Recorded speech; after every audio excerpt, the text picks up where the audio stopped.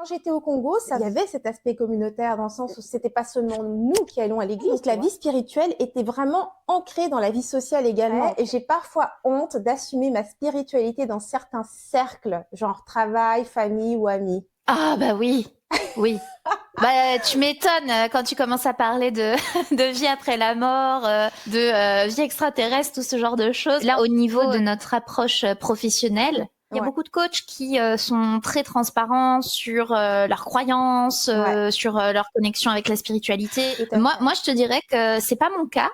Bienvenue dans Femme avant tout, le podcast qui s'adresse à la femme avant son rôle d'entrepreneur. Ici, on parle vrai de ce qu'on vit en coulisses. Les doutes, les relations, la santé, la famille, la spiritualité, l'argent. Parce qu'avant de bâtir un business, eh bien, on bâtit une vie. Et dans cette vie, il y a une femme à honorer, à écouter, à célébrer. Moi, c'est Henriette. Et moi, c'est Aurore. Bienvenue dans le podcast Femme avant tout. Salut Aurore. Salut Henriette. Et bonjour à tous. Comment ça va? Avec nous aujourd'hui, ça va super bien. Je suis mais toujours super excitée de te retrouver pour ces épisodes de podcast, pour ces conversations. Oui, moi aussi. Et bonjour à toutes celles qui nous écoutent. Je suis très contente moi aussi parce qu'en plus j'adore le sujet qu'on va aborder aujourd'hui. Bah, j'adore tous les sujets qu'on aborde. Voilà, c'est le 7e épisode et à chaque fois j'ai adoré les sujets qu'on aborde. Mais ouais, aujourd'hui c'est un sujet qu'on n'avait pas encore abordé finalement, même dans les autres épisodes. On l'a même pas survolé à aucun moment ce sujet. Pas vraiment. Pourtant, tu sais, on a eu des épisodes où on parlait de bien-être. Mais tu vois, c'est un peu ça qui est génial avec cette première saison. Ça nous permet un peu d'aborder, disons, tous les sujets, comme on le dit dans le générique en fait, tous les sujets de façon générale pour un petit peu prendre le pouls et savoir un petit peu, finalement, se connaître à travers ces sujets. Et puis pour ceux qui nous écoutent, voir un petit peu qui nous sommes aussi, puisque bien sûr, le podcast va continuer à grandir. On va avoir d'autres femmes qui vont venir avec nous discuter. Ouais. Ça fait partie des choses qui arrivent. Mais là, d'abord, juste pouvoir parler un petit peu de justement notre vision à toutes les deux et par rapport à justement femme avant tout. Donc, notre sujet, c'est la foi, la spiritualité et la femme moderne. J'adore cette idée de femme moderne. Déjà, j'aimerais bien qu'on parle, tu sais, avant même de rentrer dans la spiritualité, si je te demande, ça veut dire quoi pour toi être une femme moderne? Waouh! On aurait dû faire un épisode avant celui-là. La femme moderne, j'ai envie de te dire, c'est la femme qui incarne sa pleine puissance. Yes. Tu vois, c'est un truc comme ça que je ressens. Si je le sors de mes tripes, c'est ça. Et toi? Alors, moi, c'est très urbain. Je sais pas pourquoi, tu me diras, elle peut vivre n'importe où, mais moi, il y a cette notion de où est-ce qu'elle est localisée, parce que pour moi, j'ai toujours aimé, tu sais, ces séries qui présentaient des femmes modernes, comme justement dans Sex and the City, Ali McBeal, tu sais, toutes ces femmes qui ont nourri, si tu veux, ma jeunesse à la télévision. Et il y a quelque chose de très urbain pour moi. Je suis une fille de ville, donc j'ai tendance aussi à associer la femme moderne à la ville, ce qui n'est pas forcément vrai, qu'on se comprenne là. Mais ouais, je pense que quand on pense à la femme moderne, c'est une femme qui vit dans son époque. Il y a souvent aussi, je pense qu'on pourrait mettre face à la femme moderne, la femme traditionnelle. Ok. Tu vois ce que je vois? Oui, du coup, une femme qui se détache des codes de ce qui est traditionnel dans la vision de la femme, en fait. C'est ça. Exactement, parce que c'est ça qui est marrant si tu regardes de génération en génération. Il y a des tas de choses qui changent, quand on parle toujours des fameuses générations, les millénials, et puis ensuite les générations X, Z, peu importe. Il y a toutes ces, cette nouvelle vision qui vient à chaque fois, mais en arrière-plan, il y a quelque chose qui ne change jamais, et ce sont les personnes et les femmes, hommes, qui ont cette vision plus traditionnelle, plus conservatrice. Et ça, peu importe la culture, tu sais, d'où tu viens, il y a toujours ceux qui vont, disons, évoluer avec leur temps, qui vont vraiment être à l'ère actuelle. Et il y a ceux qui vont vraiment plutôt être les gardiens d'une tradition plus conservateur et tout ça. Donc moi, c'est comme ça que je dirais. La femme moderne n'est pas spécialement dans les traditions, n'est pas spécialement conservatrice. C'est comme ça, en tout cas, que moi, je me définis en tant que femme moderne. Ah oui. Mais tu vois, je te rejoins sur cette perception parce que je pense que quand je parle de pleine puissance, au fond de moi, ce que je ressens, c'est cette capacité à être soi sans se restreindre à cause du regard extérieur. Tu vois. Et donc il y a ce côté, oui, si les traditions ne vont pas dans le sens de qui tu es, ça se peut. Si elles vont dans le sens de qui tu es, tant mieux, et vas-y et sois pleinement toi-même. Mais si jamais ce n'est pas le cas, si jamais tu n'es pas validée à l'extérieur, pour moi la femme moderne, c'est celle qui va dire mais je me valide. Exact, tu vois. Exact. Donc c'est pas spécialement, c'est ça. Elle n'est pas forcément dans les cadres. En tout cas, moi, c'est comme ça que je le vois. C'est vraiment ça. Je suis pas forcément dans les cadres. Et c'est ça un petit peu la femme moderne. Je voulais un petit peu qu'on prenne le temps toutes les deux de définir ce qu'on entend par ça. Maintenant que c'est dit, je ne m'oppose pas non plus à la femme traditionnelle. Il y a beaucoup des aspects, disons, de tradition que moi j'apprécie. Comme tu disais, si ça marche, ça marche. C'est pas juste être en rébellion pour être en rébellion. Ça marche, ça marche. Mais dans le cas où ça me convient pas nécessairement, où ça ne me parle pas, je vais redéfinir les choses pour que ça corresponde à la personne que je suis. Et je crois justement quand on parle de foi et de spiritualité, je pense que c'est encore plus important de vraiment savoir ce qu'on entend par justement, parce que la foi et la spiritualité, c'est souvent en lien avec quand même les traditions. Hein. Je sais pas pour toi, oui. est-ce que toi, tu as été élevée dans une foi quelconque? Alors, moi, j'ai fait mon catéchisme, donc catholique. Maintenant, est-ce que j'ai été élevée vraiment dans cette foi? Pas tellement. Pas tellement en réalité. Mais il y avait quand même ce désir, voilà, que je fasse mon catéchisme et que du coup, j'ai une porte d'entrée à tout ça. Tu vois, que j'ai quand même les connaissances, la porte d'entrée vers tout ça. Mais je te dirais honnêtement que ça s'arrêtait là. En dehors de ça, il n'y avait pas vraiment de place pour la religion dans mon éducation. Et toi? Très petite, surtout quand j'étais au Congo. Moi, j'ai été élevée catholique. J'ai fait mon catéchisme. Par contre, je suis jamais arrivée à la communion, tu vois. Mais oui, quand j'étais très jeune, tous les dimanches, on allait à l'église. Pour moi, quand même. Ouais, tous les dimanches, on allait à l'église. On célébrait toutes les fêtes chrétiennes. Ma mère en particulier. Mon père était croyant, mais ma mère était une femme extrêmement pratiquante. Je l'ai vue tous les matins sortir sa Bible dans les deux langues, en français, en lingala, la lire. Et tous les soirs, à 6 heures, toujours à la même heure, se lever, prendre ses Bibles et les lire. Donc, elle était extrêmement pratiquante. Mais je te dirais que quand elle était en Belgique, étrangement, la religion était beaucoup moins présente. Les églises étaient plutôt vides là-bas. Donc, cette tradition s'est arrêtée complètement. On a cessé d'aller à l'église, toute la famille, une fois qu'on a déménagé en Belgique. Alors, du coup, est-ce que c'est parce que il n'y avait pas l'aspect communautaire, social, et que du coup, ça avait moins d'intérêt?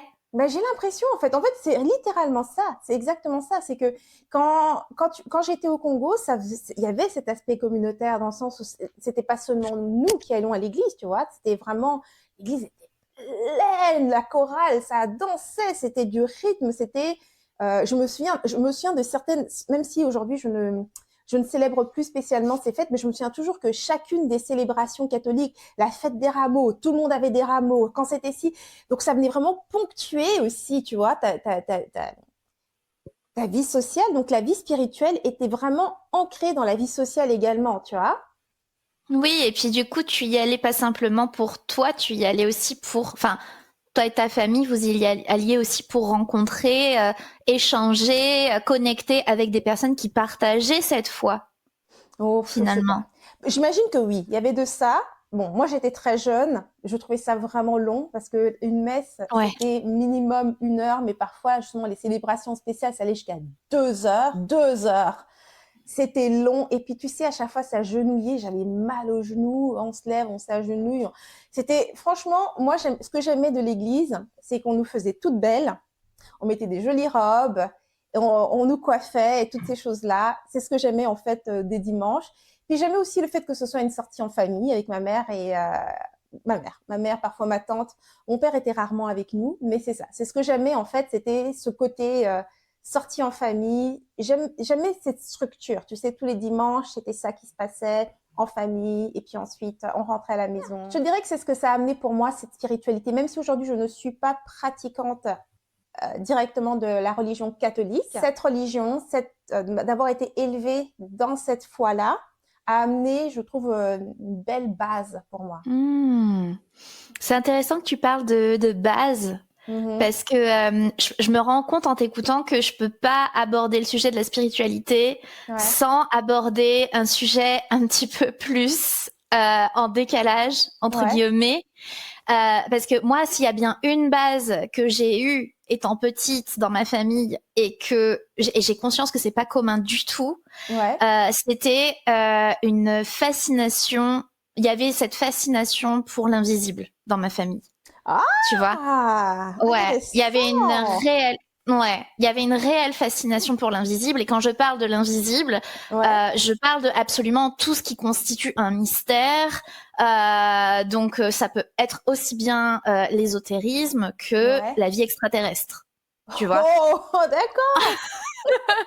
Et en fait, cette fascination, elle était tellement ancrée dans ma famille que tu vois, nous, on n'avait pas l'église tous les dimanches, mais alors par contre, on avait nos rituels où on regardait on se réunissait en famille et on regardait des documentaires sur ce genre de sujet.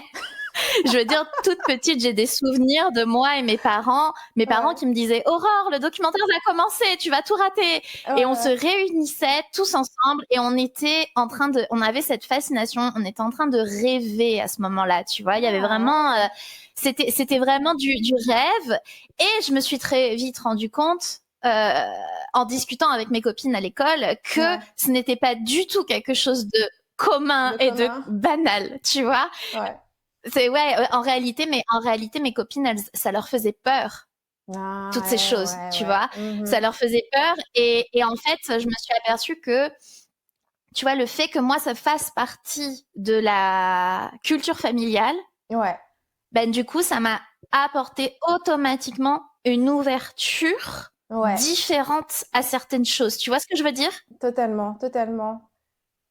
Écoute, ça veut dire que toi, dès le départ, tu n'avais juste pas peur de l'invisible, je sais pas, du paranormal, de tout ce qui touche à peut-être la vie après la mort, les fantômes et toutes ces choses-là, en fait. J'ai jamais eu peur. Bah, je peux te dire que ça, chez nous, ça, c'est... Bah, attends, quand tu as été des catholiques, hein, tu te souviens du film L'Exorcisme? Oh mon Dieu, ce truc m'a hantée. Alors, celui-là, je l'ai pas vu. Je l'ai pas vu. Par contre, je peux te parler de la zone 51 en long, en large et en travers. Ah oui, c'est et des histoires d'abduction, des choses. Mais quand j'y pense, c'est des choses. Mais enfin, mais j'étais beaucoup trop jeune. Mais en fait, non, parce que j'avais pas peur. En fait, non, parce que ça m'a jamais fait peur, tu vois. C'était de la fascination et une ouverture à qu'est-ce qui existe et que je ne vois pas. Tu vois, c'était vraiment ça, l'idée. Ouais. J'adore. Tu sais quoi, je pense que c'est un moment parfait pour justement introduire notre nouveau segment. Maintenant qu'on a parlé un petit peu de justement notre approche à la spiritualité, comment on est arrivé, notre chemin, je pense que ça va être intéressant de faire notre segment vrai ou pas vrai. Donc, on explique un petit peu c'est quoi le principe, à quoi ça sert finalement ce vrai ou pas vrai. C'est simplement un quiz pour rendre ça plus léger, dans un mode plus détendu. Je commence avec la première question. Vas-y, commence. D'accord. Alors, vrai ou pas vrai, j'ai parfois honte d'assumer ma spiritualité dans certains cercles, genre travail, famille ou amis. Ah bah oui. Oui.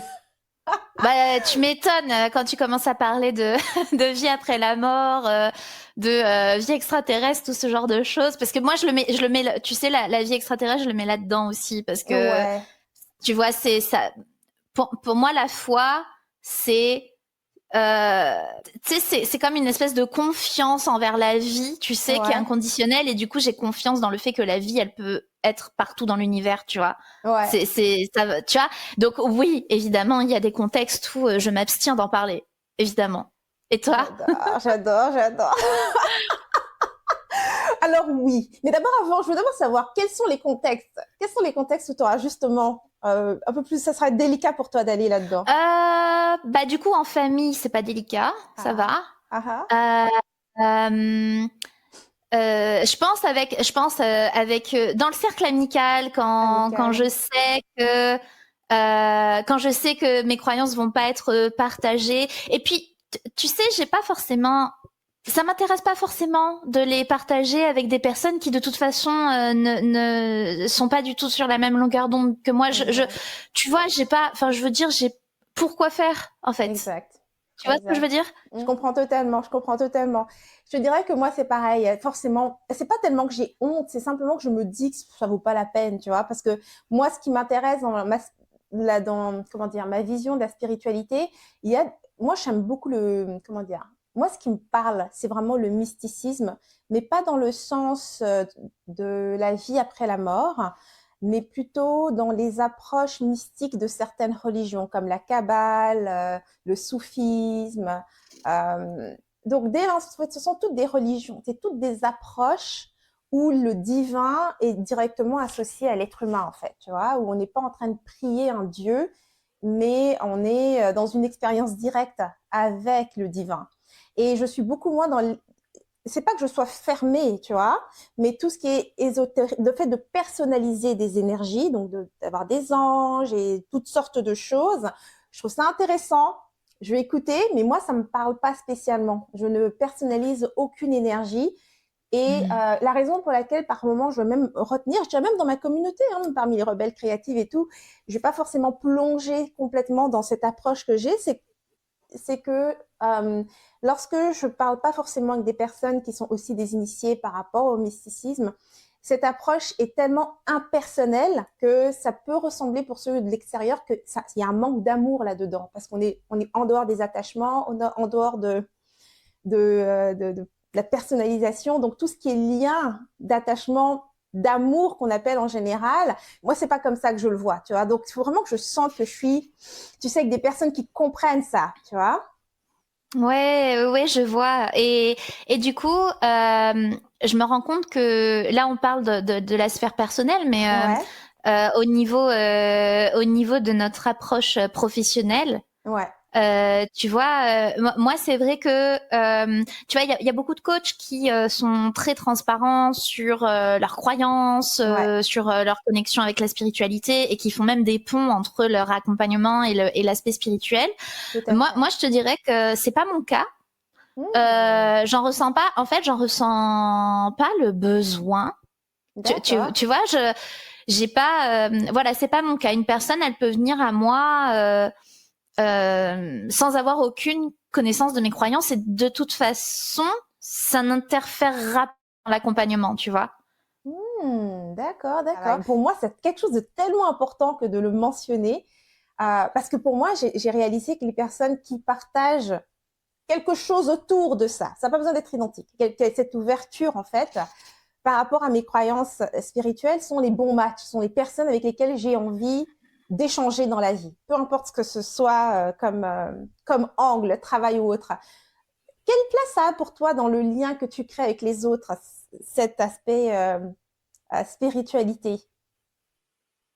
Il est important quand même, tu vois. Il est important. Maintenant, c'est plus important dans ma vie personnelle. Mais je te dirais que au niveau professionnel, j'ai jamais remarqué, tu vois, que ce soit avec des collaborateurs ou des clients, j'ai jamais remarqué que, bien sûr, c'est chouette quand tu te rends compte que tu partages les mêmes croyances. Bien sûr, c'est chouette parce que d'un seul coup, tu peux parler un certain langage avec cette personne aussi, tu vois. Il y a des choses qui peuvent être très intéressantes à ce niveau-là. Mais en même temps, si ça n'arrive pas, c'est en fait, ça n'a jamais été un problème, ni un frein, ni une limite. D'accord, tu vois. D'accord, je vois. Tu vois, du moment qu'on se retrouve sur les valeurs. D'accord. Tu vois, les valeurs, l'ouverture d'esprit, la bienveillance. Tu vois, c'est vraiment ça qui va faire la différence pour moi. D'accord, ok. Je comprends ce que tu veux dire. Ok, essayons une autre question, toujours dans le vrai ou pas vrai. Oui, alors, du coup, vrai ou pas vrai? Vrai ou pas vrai? Quand tout va bien, je prie ou je médite beaucoup moins. Pas vrai. Ok. Pas vrai. Non, c'est pas vrai. C'est pas vrai parce que j'ai pris vraiment l'habitude de prier, étudier, tout ce que tu veux, tout le temps. Parce que simplement, ça me fait du bien. Il y a eu une époque où je faisais ça. J'allais même carrément à l'église, tu vois. Alors que, en fait, avant de découvrir ma spiritualité, celle qui me parle, c'est ce que je faisais. C'était vrai. C'était dès qu'il y avait des crises, en fait, que je trouvais l'église catholique la plus proche de chez moi et j'allais pendant, je sais pas moi, 2, 3 semaines aux messes, tu vois, et ça me faisait du bien parce que même si j'avais pas cette conscience à cette époque-là, cet espace a quelque chose qui m'apaisait, tu vois, qui m'aidait à revenir à moi, même si j'étais pas super connectée à ma propre spiritualité ou même à moi-même, je me connaissais pas vraiment à cette époque-là.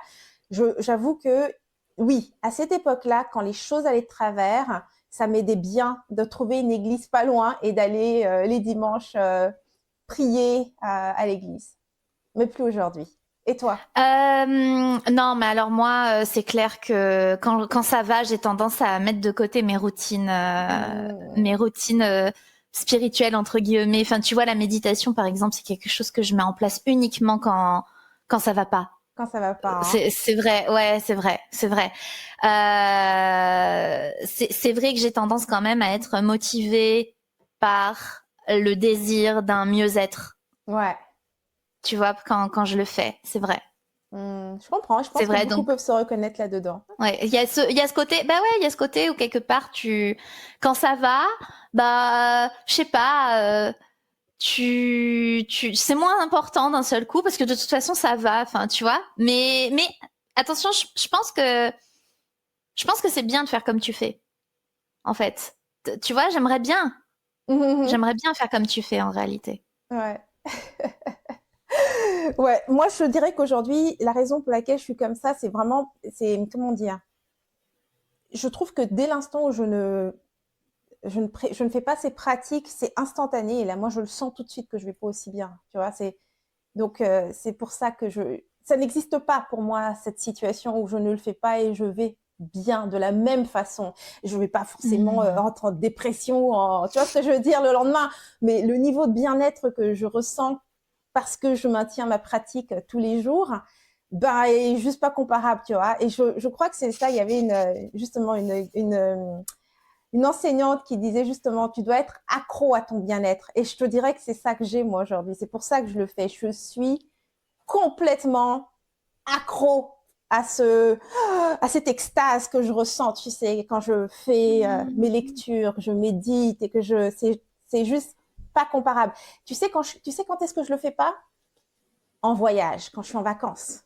Là, parce que là, tout est bouleversé, tu vois. J'ai vraiment plus aucune routine. Là, j'arrête. Ah, et ça pénalise tes vacances? Écoute, tout est différent en vacances. Je suis avec Henri du matin au soir tous les jours, chose qui n'est pas le cas d'habitude puisqu'on travaille, là, là, là. Donc tout est différent. Je suis dans un pays différent. Je suis avec Henri du matin au soir. On fait rien que des choses différentes tous les jours. Donc, est-ce que ça me pénalise? Je dirais oui et non. Tu vois? Le oui, c'est que je vois bien que mon humeur est pas la même. Je vais avoir un peu, comment dire, moins de patience, tu vois. Mais en même temps, ce que j'apprécie, c'est que des fois, il faut se perdre pour mieux se retrouver, tu vois. Et donc, ce que ça me fait, c'est quand je reviens à ma routine, c'est comme revenir à la maison, mais d'une manière que je peux même pas expliquer, tu vois, et de retrouver, parce que c'est ma routine, c'est-à-dire que j'ai l'habitude de le faire. Donc, même si ça me fait du bien, j'ai perdu un peu le contraste, tu vois. Donc, quand ça arrive, c'est à ça que ça sert les vacances, c'est faire un break sur même la personne que je suis, l'identité, tu vois. Je veux dire, le personnage que je joue prend une pause, tu vois. Et je vais faire l'expérience d'autre chose. Une nana qui médite pas, qui fait ci, qui fait ça, blablabla. Et donc, quand je reviens, ça redonne une nouvelle perspective, ça me fait réapprécier les choses. Donc, oui, ça pénalise un petit peu, mais pas suffisamment parce que je suis dans l'exploration et plein de trucs, tu vois. Oui, ok. Ok, je vois. Mais quand je t'écoute, je me rends compte qu'en fait, moi, c'est vrai que j'ai tendance à laisser de côté les pratiques, entre guillemets, spirituelles, si on peut appeler ça comme ça, quand je vais bien. Par contre, il y a d'autres choses qui sont juste des moments de ressourcement qui sont pas forcément connectés au spirituel, qui pour le coup sont, voilà, qu'il neige ou qu'il vente, je vais le faire, tu vois, le journaling, aller dans la nature, tu vois, c'est des moments qui sont pas forcément corrélés à une forme de spiritualité, mais par contre, c'est des indispensables, c'est des non négociables. Bah écoute, ça fait partie, hein, en fait. Moi, je n'ai pas forcément, tu sais, la méditation. Bah, c'est vrai que cette question, vrai ou pas vrai, était vraiment sur la méditation et la prière en particulier. Ok, essayons d'aller avec la prochaine question pour voir un peu, finalement, où est-ce que ça nous amène en termes de pratique. Alors, vrai ou pas vrai, je pense que là, elle va te parler. J'ai déjà cherché des signes dans les moments de doute, même les plus petits. Ah, mais je cherche des signes en permanence. C'est pas dans les moments de doute. Tu savais que j'allais dire ça? Bah oui, t'es déjà tellement connecté à l'invisible, alors forcément les signes, c'est genre partout. Ah oui, je vois des signes absolument. Je pense que c'est important de pas non plus tomber dans un espèce de biais de confirmation. Tu vois ce que je veux dire? Mais en fait, quand tu es attentif aux signes, enfin en tout cas, moi je trouve que ce que j'aime, Donne-moi un exemple de signe. C'est quoi par exemple pour toi un signe? Un signe, ça va être quand j'ai une idée. Ouais. Et je me dis tiens, cette idée, elle est intéressante, je sais pas. Et dans la journée même, il y a 3 personnes qui me parlent exactement de cette idée, alors que je leur en ai pas parlé. Tu vois? D'accord. Et donc moi, je suis fascinée. Plus le signe est improbable, plus je vais le prendre en considération forcément, tu vois, parce que la probabilité pour que 3 personnes me parlent exactement du truc auquel j'ai pensé, tu vois, c'est réellement ce genre de choses. Typiquement, ça m'est arrivé la semaine dernière, je crois. J'ai eu le même truc, j'ai eu le même sentiment. Ce sentiment, tu sais, de là, j'arrive au bout d'un truc, il y a quelque chose de nouveau qui démarre, tu vois. Dans la journée, il y a 3 personnes différentes qui se sont pas concernées et qui m'ont dit oui, tu sais, là, on était en année 9 et puis maintenant on est en année 2026, donc c'est un nouveau cycle. Mais ces 3 personnes ne me parlent jamais de numérologie et moi je savais même pas qu'on était en année 9 et qu'on passait en année 1, tu vois, j'étais même pas au courant de ça. Et dans la même journée, 3 personnes qui me parlent de ça, je me dis je suis manifestement en train de clôturer un cycle. Je ne sais pas ce qu'il en est du reste de la planète, mais en tout cas moi c'est mon cas. Tu sais quoi, ce que tu dis là, alors tu sais la question, est-ce que c'est en moment de doute? Je te dirais que est-ce que je fais attention aussi. Là, quand tu as parlé de ce genre de coïncidence, mettons-le comme ça, entre guillemets, de coïncidence, ça, je regarde. Est-ce que tu regardes des signes un peu plus, tu sais, le genre de signes du type, les chiffres qui se répètent, par exemple, tu penses à quelqu'un et puis un oiseau vient chanter à côté de toi comme par hasard, tu sais, ce genre de... Alors, les chiffres qui se répètent, oui. Ouais. Okay. Les chiffres qui se répètent, oui. Notamment, j'ai eu une phase. Alors à la fin, je pense que c'était peut-être un biais de confirmation parce que j'ai eu une phase où vraiment je voyais des 444, mais partout. Mais partout. Mais c'était du harcèlement à ce stade, tu vois. Mais oui, les chiffres, je vais avoir tendance, ouais, quand même toujours à avoir la curiosité de regarder. Ok. Après, les animaux que je rencontre, quand Ouais. c'est des rencontres inattendues, Mhm. oui, tu vois. Donc, bah tu vois, l'autre jour, je jardinais. On est en décembre là, je jardine et en fait, Mhm. je trouve une grenouille, une petite rainette, Ouais. tu vois, qui d'ailleurs se laisse prendre dans la main, caresser, enfin vraiment adorable. Ouais. Et tu vois, là, j'ai tendance à me dire, ok, la grenouille, c'est la transformation, tu vois. Et genre, je me dis, ok.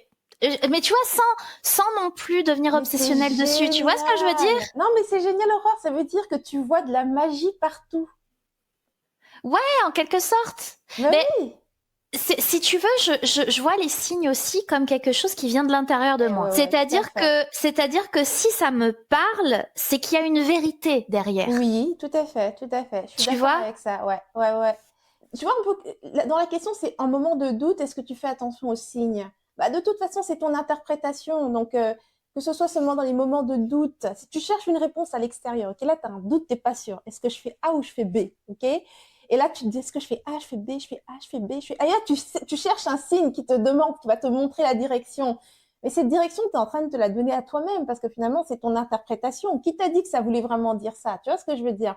Donc, moi, dans ce sens-là, c'est pas vraiment les signes que je vais regarder en cas de doute. Moi, c'est plus comme un signe de je fais partie de la vie, c'est me relier à la vie. C'est ça que je ressens, moi, quand je vois les signes. C'est simplement ah, tiens, je pensais à ça, je le vois. C'est simplement, tu sais quoi?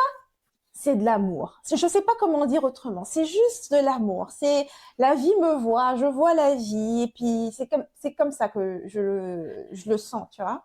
Mais totalement, en fait, tu vois, cette quête de certitude, je l'ai eue au début. Ouais. Tu vois, Mm. je l'ai eue au début parce que moi, ce qu'on appelle l'éveil spirituel, je l'ai vécu il y a à peu près 10 ans. Ouais. Et j'avais une forme de oui, je voulais genre savoir la vérité, tu Ouais. vois. Ouais.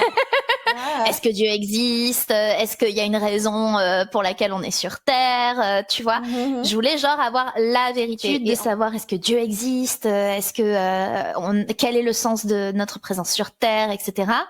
Et en fait, à mesure que ma foi grandissait, mhm. donc la foi telle que je l'ai décrite tout à l'heure, Ouais. ben j'ai commencé à avoir de plus en plus confiance en la vie. Ouais. Et en fin de compte, en fait, pourquoi est-ce que je voulais des certitudes? Parce que je voulais de la confiance en la vie. C'est ça. Tu vois? Et donc, en fait, Mhm. bah, plus je gagnais confiance en la vie, moins j'avais besoin d'avoir ces certitudes, en fait. Mhm. Là, on a fait toute la section vrai ou faux. Ok. Mm. Là, je pense qu'on va terminer avec notre petit segment bas les masques. Une simple vérité, quelque chose auquel on ne s'attend pas, te concernant, Aurore. Ok. La question, c'est, on reste quand même dans notre sujet. Donc, quel est ton rituel spirituel le plus inattendu, le plus personnel, celui dont on ne pourrait pas soupçonner? Ah, c'est une sacrée question. Hein. C'est une sacrée question. Alors, qu'on ne pourrait pas soupçonner. Ouais. Je pense que tu vas rigoler. Je m'endors en écoutant des tirages de tarot. Sérieux? Ah, génial! En fait, il y a une chaîne de tarot que j'adore, qui s'appelle Mamselle Breloque. Mhm. Et en fait, ces tirages sont toujours, mais à chaque fois, mais d'une pertinence. Donc je choisis la carte qui m'attire et puis je vais au time code de la vidéo qui correspond. Ouais. Et en fait, je sais pas, je suis devenue, c'est la seule, hein. Je vais pas Mhm. voir les vidéos des autres tirages. Je n'écoute qu'elle. Ouais. Et je sais pas, il y a toujours une pertinence, mais aussi énormément de joie de vivre elle aborde ça de manière très ludique, Ouais. je trouve.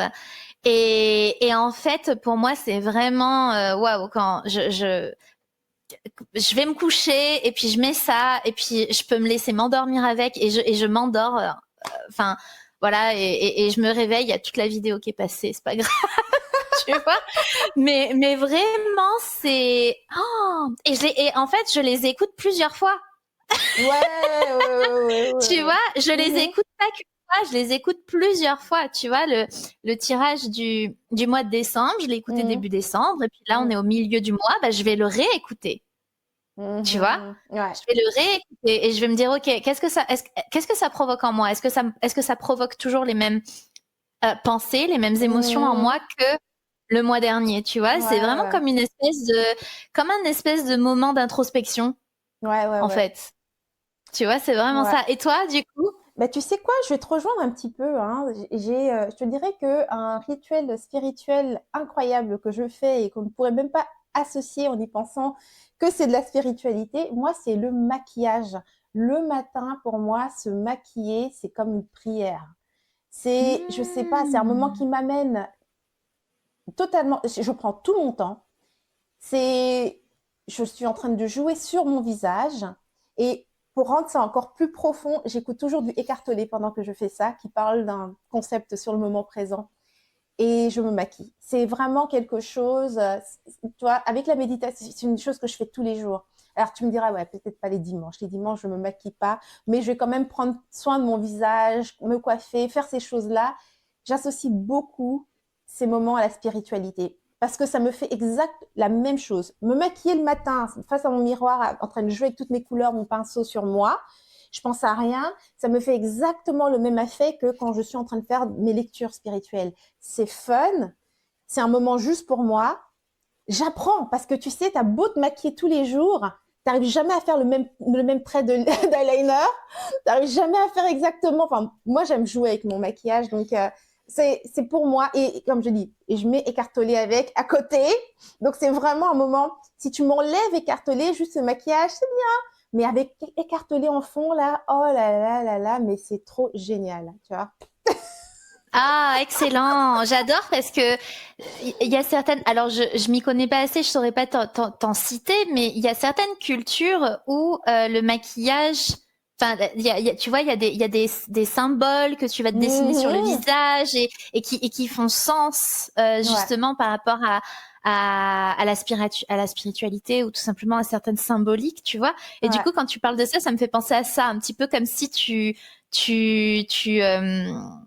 comme si tu t'avais un espèce de comment dire, comme s'il y avait une tenue à avoir. Tu te pars de ton costume de femme moderne, quoi. C'est ça, exactement. Ah bah oui, totalement. Tu vois, tu te prépares pour rentrer dans le rôle tous les jours et la création de ce personnage, il y a rien de plus spirituel. Je veux dire, tu crées quelqu'un tous les jours dans lequel tu rentres et ensuite tu vas jouer ce rôle, tu vois. Moi, j'adore faire ça et c'est vraiment un moment de connexion totale avec moi-même. Donc oui, ça c'était le rituel inattendu en tout cas que j'associe à ma spiritualité aussi. Super. Bah oui, c'est vrai que c'est inattendu parce qu'on s'attend pas à faire cette association-là, maquillage, spiritualité. Exactement. J'ai vraiment adoré cette conversation. J'ai trouvé que elle était vraiment fun. Ouais. Ouais. Mais on pourrait en parler encore pendant 3 heures, hein. Ouais. Je suis d'accord. J'ai beaucoup aimé aussi. Et en plus, avec les nouveaux segments qu'on a intégrés, le vrai ou pas vrai et le balai masque, il y a vraiment, on a vraiment pu aborder ça sous un angle aussi un petit peu plus personnel encore. Donc, c'est vraiment chouette. Ouais, c'était vraiment chouette. Merci Aurore d'avoir partagé avec moi cette conversation encore une fois. Merci beaucoup Henriette. Merci d'avoir passé ce moment avec nous dans Femmes avant tout. On espère que cette conversation t'a ramené à toi et à ce qui compte vraiment pour toi. Si tu veux continuer de cheminer avec nous, abonne-toi au podcast et partage cet épisode à une femme qui, elle aussi, a besoin de se rappeler qu'elle passe avant tout. Parce que avant d'être entrepreneur, tu es une femme libre, complète et puissante. À très vite dans le podcast Femmes avant tout.